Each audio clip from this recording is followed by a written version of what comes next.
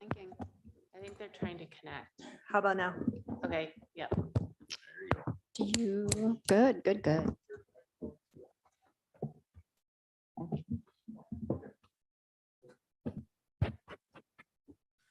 Good evening. I'd like to call to order the City and Borough Assembly meeting of August 8th, 2023.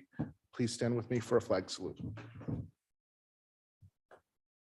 Pledge allegiance to the flag of the United States of America and to the republic for which it stands, one nation, under God, indivisible, with liberty for all.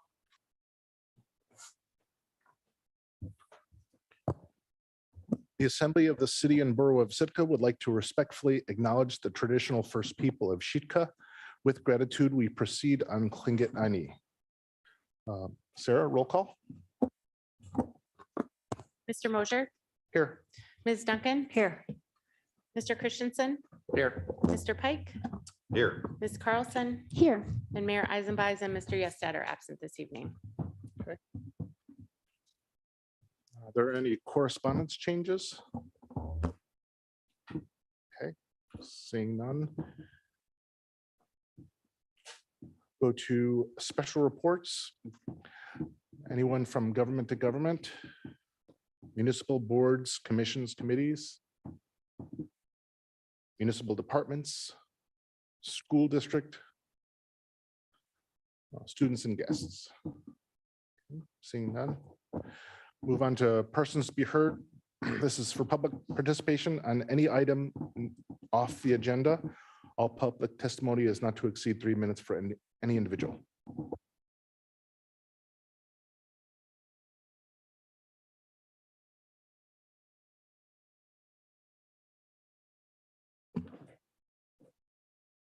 Good evening.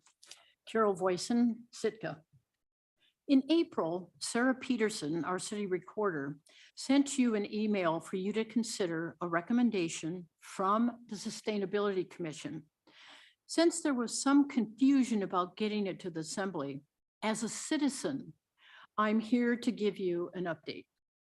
The recommendation is for the city to contribute $10,000 to Alaska Heat Smart for the purpose of training a Sitka resident to conduct readiness assessments of Sitka households for subsidized heat pumps.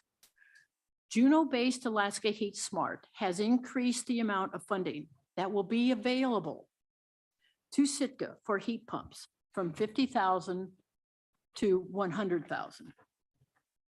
Now, together we need to consider 3 factors about what a $10,000 city contribution gets us. Number 1, the $10,000 is for training a Sitka-based readiness assessor.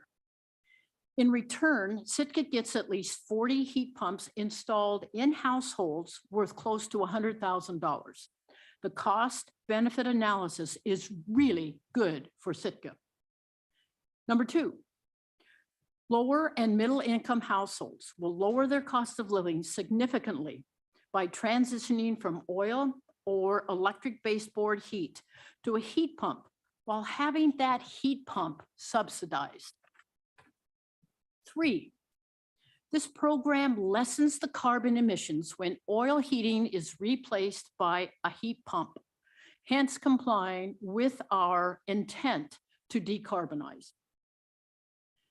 $10,000 from the city can result in an incredible exchange by pumping $100,000 into our local economy, cutting carbon emissions, and making Sitka, for some, a more affordable place to live.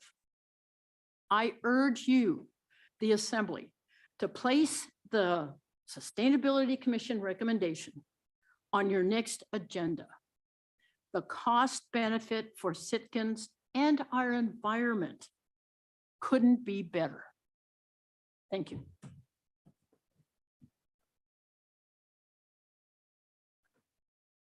Anyone else?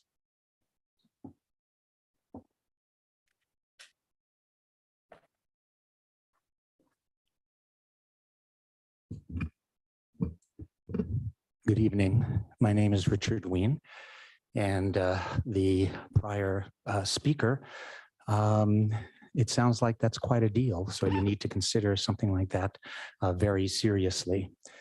Looking at the assembly candidates and the school board candidates, it just reminds me of something I learned in 9th grade French.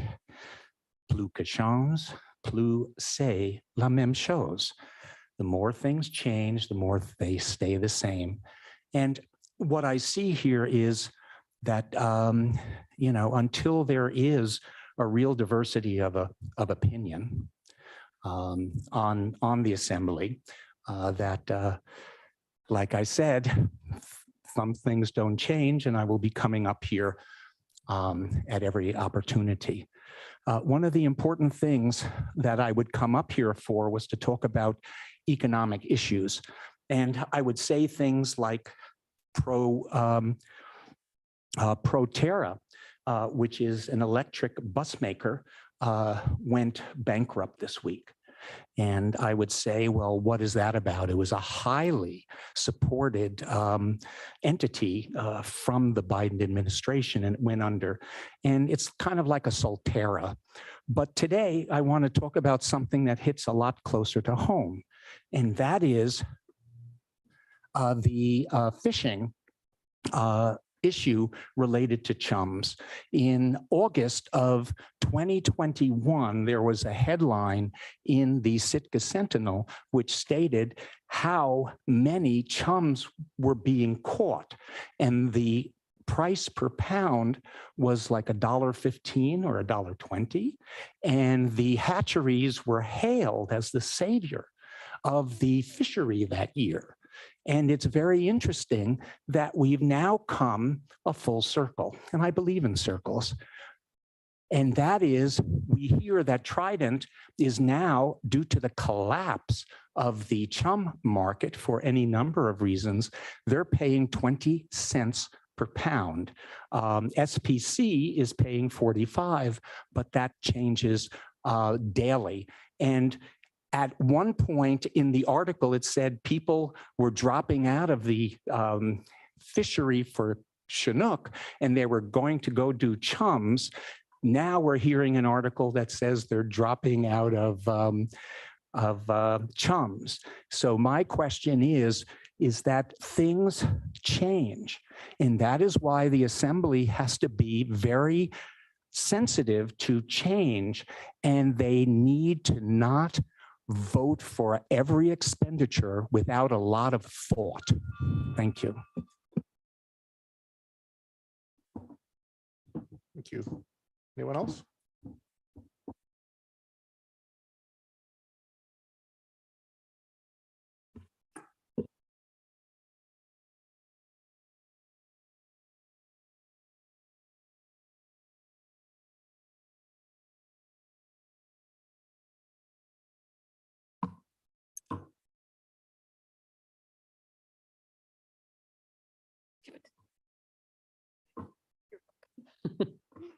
Hi, my name is Laurie Boysa, and I am here representing Visit Sitka.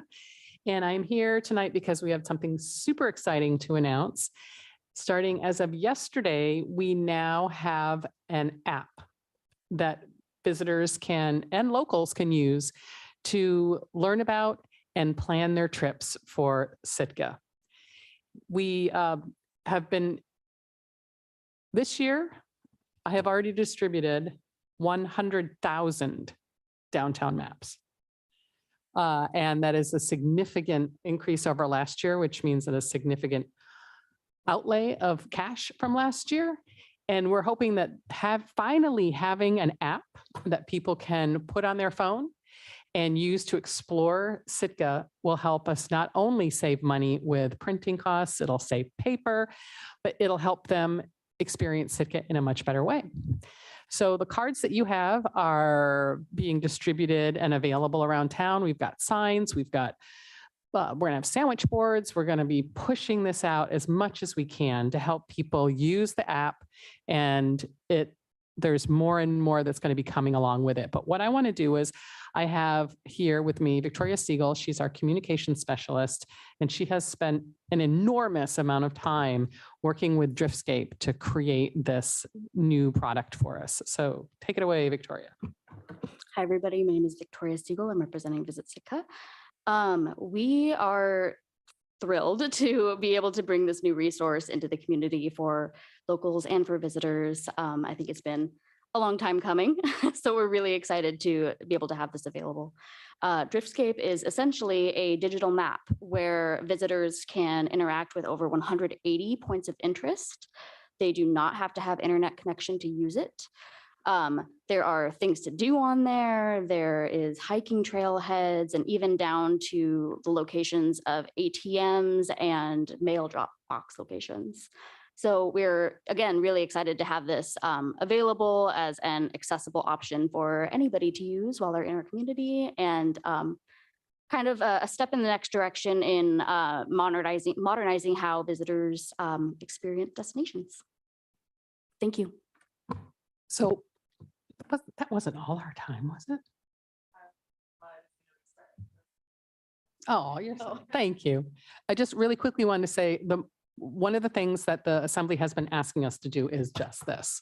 It's been years coming, but we finally reached a point where the technology is there and the price point is somewhat affordable. So the great thing and why we chose this product is there is an offline version. So once you put the app on your phone, you do not have to have internet to make it work, which we all know is really important here in town on busy days. So thank you very much. I hope you download it, check it out, tell people to try it out. And if you have feedback, really, literally, it went live yesterday. So if you have feedback, please feel free to share with us what your experience is like. Please email me. Thank you. Thank you very much. We appreciate it. Yeah, why don't you, speaking of this. your My email is communications@visitsitka.org. Communications@visitsitka.org. Okay, thank you. Is there anyone else for persons to be heard? Okay, seeing none, we'll move on to the consent agenda. Can I please have a motion? I move to approve the consent agenda consisting of item A, approval of the minutes of the July 25th Assembly meeting, and B, approve the liquor license renewal application for Mean Queen LLC doing business as Mean Queen at 205 Harbor Drive. Second. Okay, it's been moved and seconded.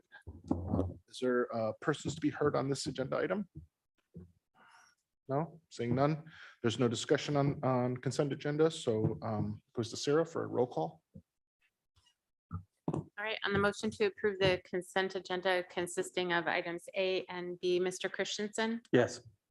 Mr. Mosier, Yes, Mr. Pike, Yes. Ms. Duncan, Yes, and Ms. Carlson. Yes. The motion passes 5-0. so now we go on to boards, commissions, and committee appointments. Item C. I move to appoint Amanda Roberts to an unexpired term on the Health Needs and Human Services Commission. second. Okay, it's been moved and seconded. Is there any public comment?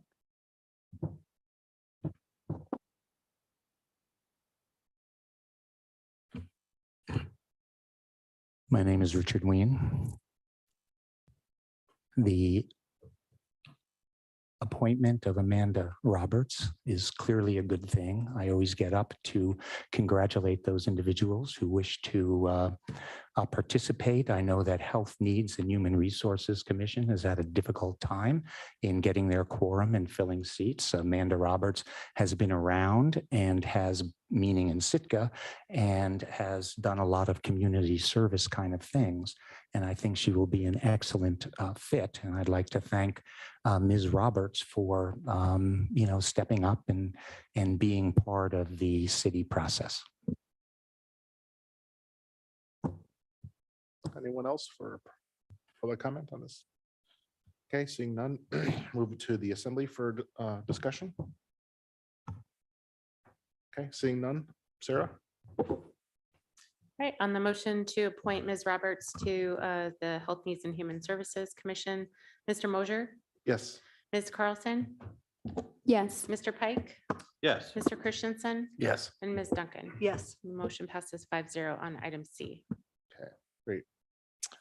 Moving, there is no unfinished business, so we move into new business. Item D, can I get a motion?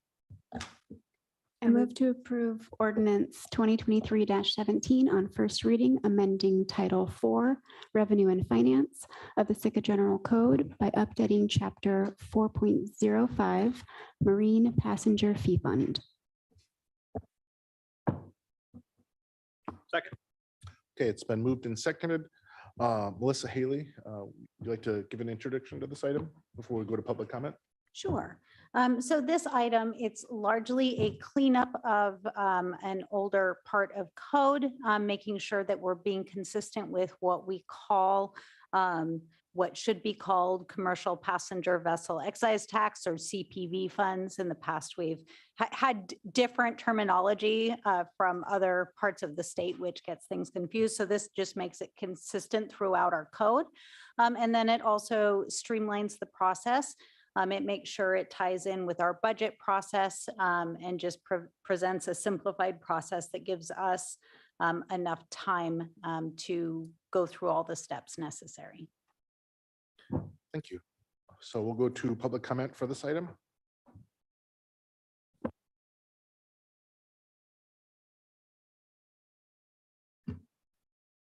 Richard Ween, it is very important to clean up your language. And one of the important things with Ms. Haley didn't mention is that in 2016, and there was an ordinance 2016-32, which removed the public process for project proposal submissions. And what this does is actually insert the public back into this process. And the way it is worded is that if the assembly determines there is a sufficient amount of funding available to initiate a call for public proposals. Now, what is interesting is, as part of the memo, they really don't talk about, I'll say, historic amounts that would have been left over for the public process. So we really have no idea of whether this is going to be something that will, for example, the Tourist Commission will really have a say on things with any type of substantial amount of monies, or is this just, playing games with language? So my notion is I'd like to know what the historic amount that the citizens could make proposals for. And I think that's important. And in the ordinance, they mention that money can be spent on the design, construction, operation, and maintenance of municipally owned port and harbor facilities, that design, construction, and operation and maintenance of municipality-owned facilities with the purpose of safety and efficiency for interstate and foreign commerce. Also, another item which the money can be used for is to pay for personnel, supply, equipment, and related costs which enhance the safety and efficiency of interstate and foreign commerce. In addition, the allocation method, which calculates the percentage of costs which are attributed to, in essence, the tourists. So we can get money if we calculate how much our road is being worn and other types of things. And the last one is municipal portion of costs of the design and construction of facilities funded through matching grants, et cetera. So there are a lot of ways that I think that we can get money out of these funds to be used for the city, actually to ameliorate and mitigate some of the damage that these vast numbers of people are including, meaning the tourists. And the very fact is the environment also has a cost. So keep that in mind. Thank you very much. Thank you for your comment. Anyone else for public comment on this item? Okay, seeing none. Back to the assembly for deliberation.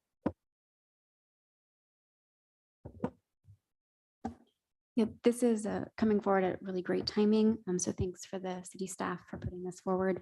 The last month's work session from the Tourism Task Force, there was quite a bit around Directive 2, which was kind of what's the process around these funds. So they were asking for kind of some dates in that cycle, and that's exactly what this ordinance is bringing forward. Kind of the March, like look at the monies that's available, and then a process that happens kind of between March and September, and then that September administrative proposals process. So this is really in line with Tourism Task Force, and they meet again tomorrow night. So I'll have more to talk about on second reading after their comments. Thank you. Anyone else? Yeah, I don't have anything. Okay, Sarah? All right, on the motion to approve ordinance 2023-17 on first reading, Mr. Christensen, Yes. Ms. Carlson, Yes. Ms. Duncan, Yes. Mr. Pike, Yes. and Mr. Mosier. Yes. Motion passes 5-0 on first reading, item D. Okay, item E. I move to approve ordinance 2023-18 on first reading and authorizing the lease of a portion of track C ASLS 79-4 on Harbor Mountain Bypass Road for the purpose of a telecommunications site. Second. Okay, it's been moved and seconded. I believe Amy Ainsley is going to come introduce this item before we go to public comment.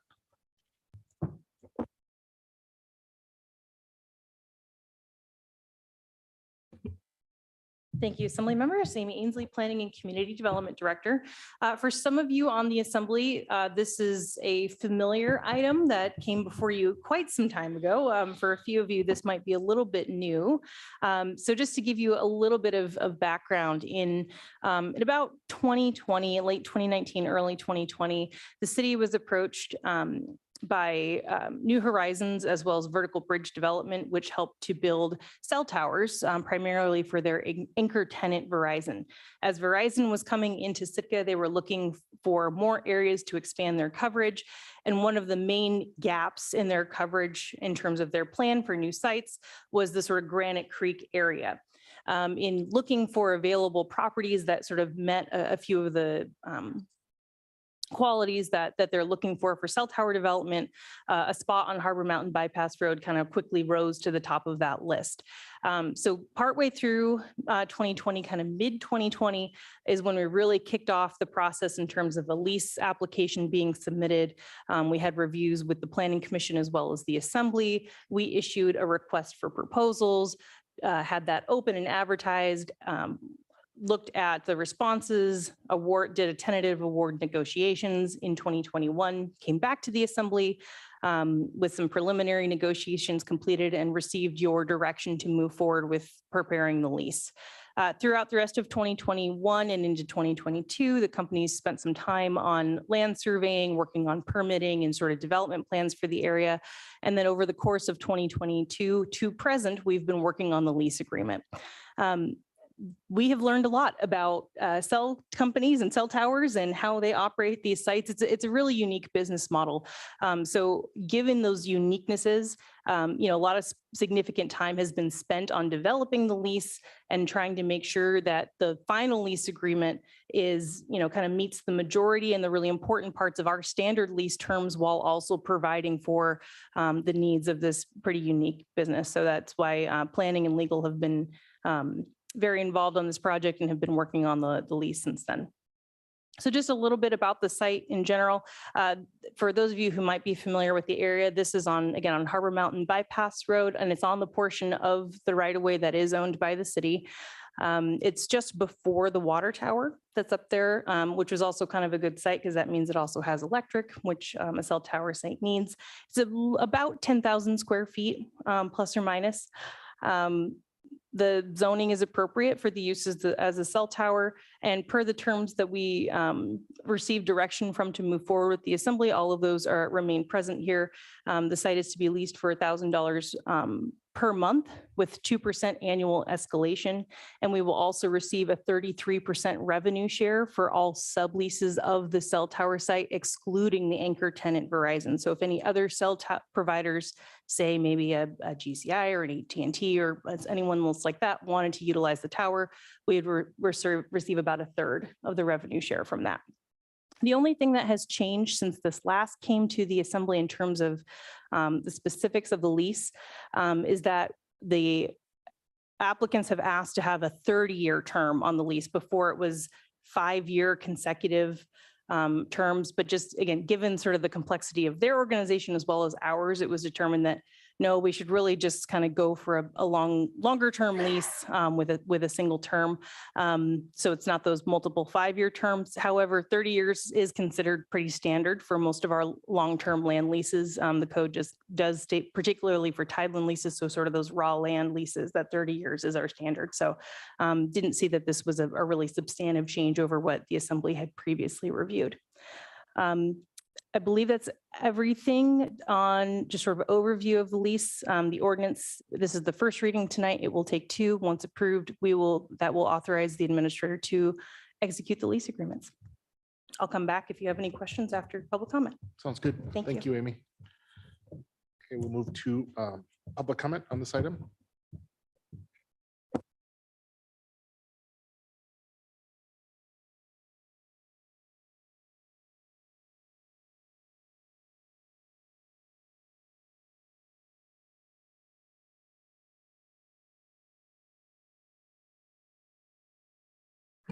Well, good evening. This is Richard Ween.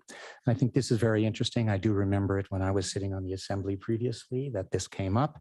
A number of questions at that time.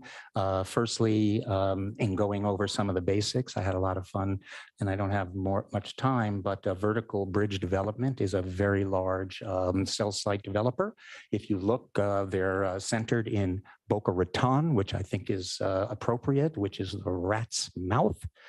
They do a lot of this across the country, and also what popped up was all the lawsuits that were against them and how they fought them to get in various municipalities to put up their towers. Very interesting. The fellow who is the president CEO is Alex Gelman. If you want to write him, I have his address for you. If you're down in Florida, I can, maybe you can get together for a brew.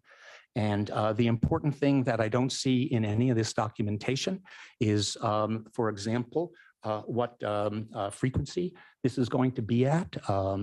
5G is very unique, and I don't know how much any of you sitting on the assembly know about 5G and how it's divided up into low, mid-band, and high band, and what the differences are and how it relates to 4G. And one thing about Verizon initially went into high band, which is like 25 to 68 gigahertz, and this is a whole different thing than AT&T or T-Mobile. And I would really like to know, because it really makes a difference on how many additional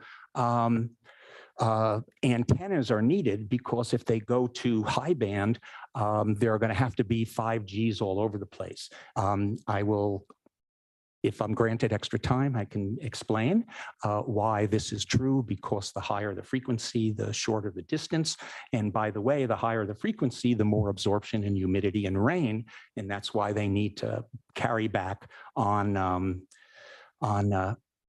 4G to get things going. It's a fascinating technology, but there are a lot of problems, I'll say, with the lease and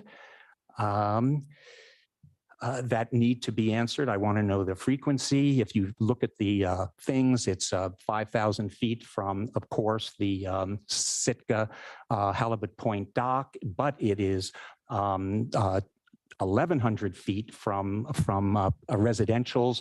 This is an R1 area, meaning residential.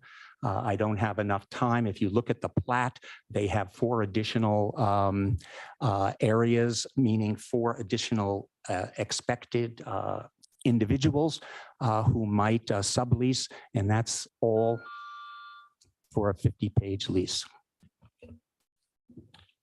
Thank you for your comments. Is there anyone else, public comment on this item? Okay, seeing none, I'll bring it back to the assembly table. Kind of fun to see this come back. The speed, I hope their data is faster than the speed that it took to get this together. But it'll be interesting to see as the cell competition heats up here. But like, we know we need the extra bandwidth, so not a problem with this. Thank you, Tor. JJ? It's nice to see a lightning rod on top of that 85-foot tall pole. And with looking at just kind of line of sight, I know with Verizon visitors coming to our airport, that parking lot's a dead zone. And it's perpetuated the problem with calling taxis and getting transport out. So if the cell service has anything to do with line of sight, it's nice to see that our airport would get coverage as well here. Thank you. Anyone else? I'll just say thank you, Amy. I know that this is a accumulation of probably years of work, half of you and many others. Normally, I would look at the $1,000 per month, with only a 2% escalation is maybe not as favorable, but I think with that 30% or 33% revenue sharing is very fair. I know you've gamed this out and looked in depth into this, and it will increase our bandwidth. So thank you for your work. I think this is great. Okay, Sarah? On the motion to approve ordinance 2023-18 on first reading, Mr. Mosher, Yes. Mr. Pike, Yes. Ms. Duncan, Yes. Ms. Carlson, Yes. and Mr. Christensen. Yes. Motion passes 5-0 on first reading, item E. Item F. We have a motion. All right. I move to approve ordinance 2023-19 on first reading, making supplemental appropriations for fiscal years 2023 and 2024, reappropriations and supplemental appropriations. Second. Okay, it's been moved and seconded. I believe Miss Melissa Haley will introduce this item. So this is our annual kind of addressing the prior year budget items that have not been completed. So these are items, if we have, for example, a contract that we've entered into but haven't yet spent, those are considered encumbered, they're committed, so those automatically roll over to the next year. These are items that we are working on that we have not gotten to the point where we're ready to sign a contract. So we have 2 of those this year. We're working on the Port Authority kind of organizational governance structure and rate study, and then the compensation study and organizational structure for that as well. The other item that we have is our harbor fund went over on expenses for fiscal 23. This is primarily due to utility costs, specifically solid waste. So that is something that we are already working on, trying to figure out a way to reduce those costs, but we need to address that for FY23. And then there's also in the memo, we do list the already committed funds that are rolling over into the next year. So you have that information. But again, that's not something that you have to take action on. Thank you, Melissa. So we'll go to public comment now. Anyone? Okay, there's no one for public comment. So we'll come back to the assembly table. Anyone? Yes, just no one else. Yeah, go ahead. No, that's it. Housekeeping. Yeah, that's what this is. I've been on for a couple of years now. This is an annual thing. It's more of a housekeeping thing. So someone else has anything to say? Sarah? All right, on the motion to approve ordinance 2023-19 on first reading, Ms. Duncan, Yes. Ms. Carlson, Yes. Mr. Christensen, Yes. Mr. Pike, Yes. and Mr. Mosher. Yes. Motion passes 5-0 on item F, and that's first reading. Okay. On to additional new business. Item G, please.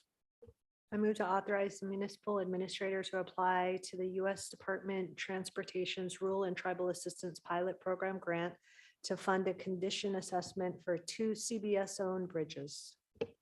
Second. Okay, it's been moved and seconded. This is going to go to Rob Vinson to introduce this item.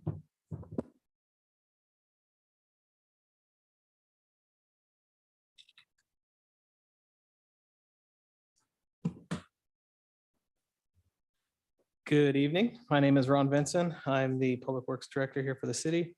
And tonight, we're coming here to seek approval to keep pursuing grant funding for a chunk of money here coming from the Rural and Tribal Assistance Pilot Program. This program is a pilot project that's coming from DOT. The grant funding is essentially to help with technical assistance and planning assistance for smaller rural communities and tribal organizations. In seeking this grant funding, we're looking for about $150,000. Again, that's to help us do a deep dive condition assessment on 2 of our bridges. Last year, around this time of the year, we did 2 condition assessments. They're very high level. We teamed up with the Forest Service and they provided kind of a free service to us to assess some of our bridges. The 2 in question here that were mentioned in the memo would be the Granite Creek Bridge and the Sawmill Creek Truss Bridge. Both of those were identified as kind of troubled bridges. We're looking for a deeper assessment. Last year, we saw it, I think it was $250,000 in our capital fund to do a condition assessment and to do some planning and study to replace those bridges or retrofit them. This funding will help supplement that, hopefully lowering the cost for the city. So there is no match for this. We expect to hear back by December if we do move forward. Thank you, Ron. We'll call you back if we need you. Thank you. This goes to public comment on this item.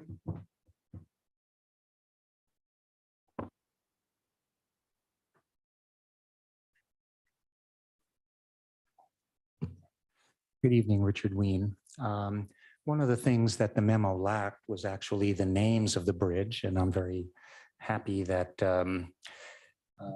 Vinson mentioned those bridges during his commentary. As you know, it's $450,000. And again, I approach these things with a bit of trepidation because it seems we can't do anything without hat in hand asking for money.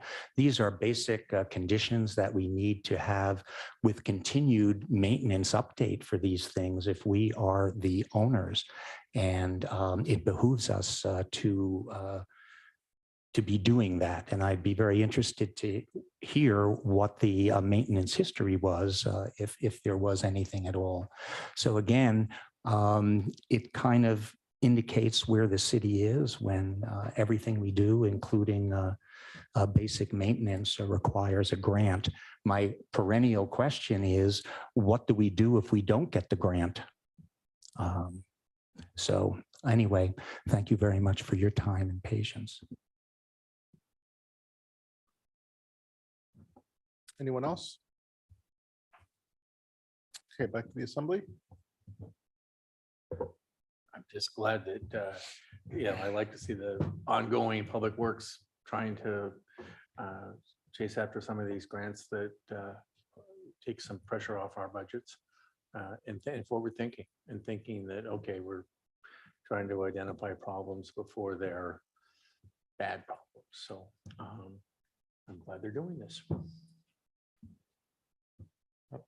Crystal? Question. Just need clarification on the numbers that were presented in the memo. I saw that the award amount could be anywhere from 150 to 360. Did you say that we would be requesting 150? That's correct. If I heard you right, 150. Yeah. We are seeking 150. That was through guidance that it would optimize our opportunity to get the grant. Okay, because that's my question. We set aside 250,000 and this is supposed to supplement that. If we're eligible to apply for more, I wasn't sure why we settled on 150. So you said that you were talking to the agency who awards the money and they said more likely to get it if you come in around this number? Correct. Okay, Yeah. thank you. That's the clarification I needed. You're welcome. No, thank you. That does it.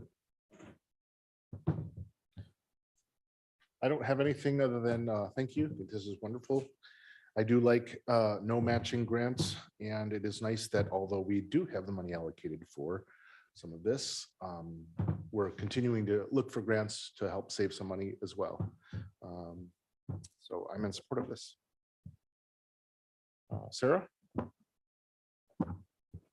All right, on the motion to authorize the municipal administrator to apply to this program, Ms. Duncan, Yes. Mr. Christensen, Yes. Ms. Carlson, Yes. Mr. Pike, Yes. and Mr. Mosier.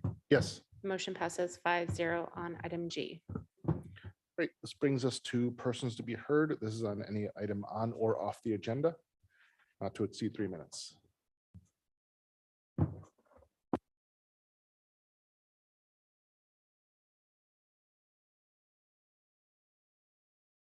Good evening. This is Richard Ween. This is not a pet peeve. I think this is not housekeeping, but something I'd like to see is that there were 2 quarterly reports today, and they are kind of buried in the agenda. And the 2 quarterly reports were the Harbor Department and the Public and Government Relations. Now, I think it is very important, and that's just to me. I'm just one of many people in Sitka, but I think that these reports should be part of the agenda.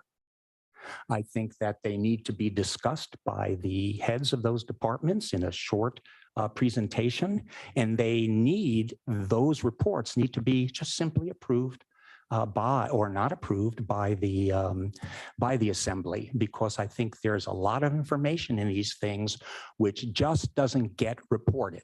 Unfortunately, their presence is a masquerading as transparency, and it is something that is just not good. Transparent is when you are transparent. The managers, directors need to get up, talk about the high points, and tell the public, most importantly, but also inform the assembly specifically. So you need to put that on. Otherwise, as they say in Sweden, it is sim bada bim, meaning it's just a lot of magic. The other thing is, and I think that's something that's important to do. I heard a recent talk, which was kind of a private talk on volcanoes, and it was about Sitka volcanoes and volcanic activity. And it was extraordinary what is not being released in the public venue as to how many vents there are, what the change is in the vent out at Olga Strait-ish, Katlian Bay, how it went from like 280 feet deep to 120, how there are new vents on the southern side of Edgecombe, and how hot springs are increasing in temperatures. Now, I don't believe it's going to happen in my lifetime, but let me tell you, there's some crazy stuff that's gone on that you'd never think would happen. And it blew up so many years ago. Why not tomorrow? But it's fascinating volcanology. And another aspect that I would like to talk about is the use of iPads in the school and the ability of keystroke software to track all the children's usage. And I'd love to see the contract on why they got these iPads for free, to see if they are collecting data on the children. Thank you.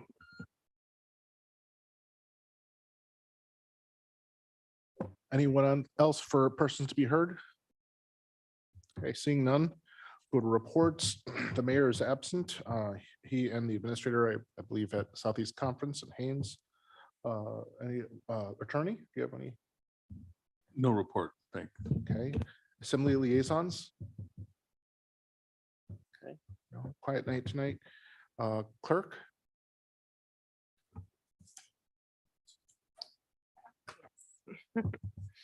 I have a long list of vacancies on our boards and commissions, the Animal Hearing Board, Health Needs and Human Services, Historic Preservation, Investment Committee, Local Emergency Planning, Parks and Rec, Police and Fire, and Tree and Landscape.